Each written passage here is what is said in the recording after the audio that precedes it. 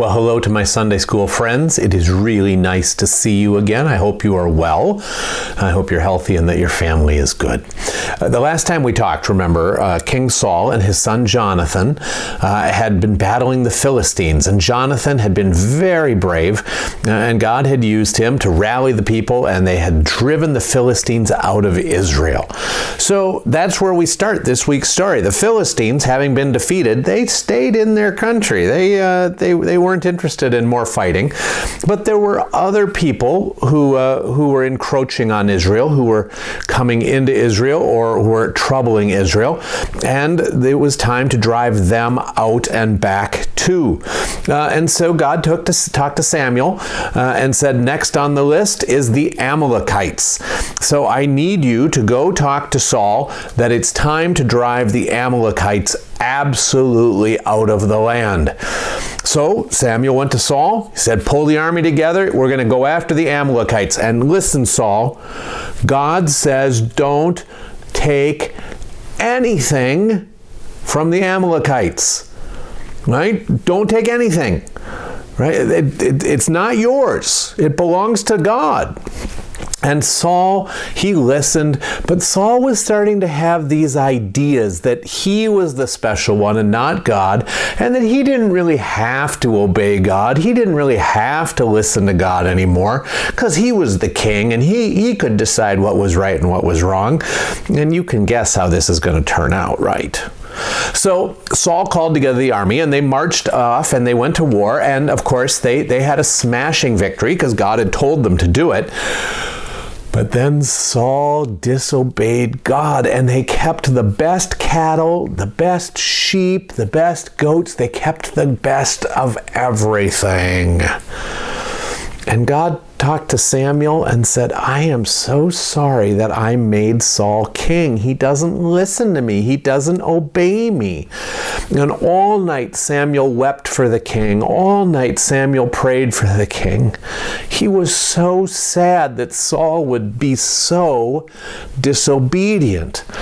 So he got up early the next morning, Samuel did, and he went to find the king. And he found him, and the king said, I did exactly what I was told to do, Samuel. I destroyed the Amalekites and all of their stuff. And Samuel said, I seem to hear cattle lowing. I seem to hear sheep and goats. What's that about? And Saul said, well, yeah, we kept some of them so that we could offer them as sacrifices. And Samuel said, stop. God told me about your disobedience. Don't make it worse by lying about it. You're the king of Israel. Isn't that enough for you?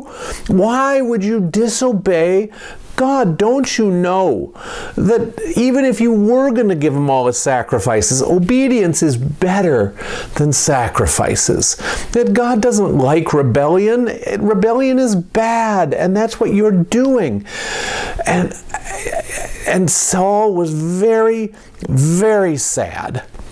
And he said, I've made a terrible mistake. I've sinned, and I feared because the people wanted to do this, and I didn't really want to, but they kind of pushed me into it. Again, he's blaming other people. He did the wrong thing, and now he's blaming other people, right? And Samuel said, just stop.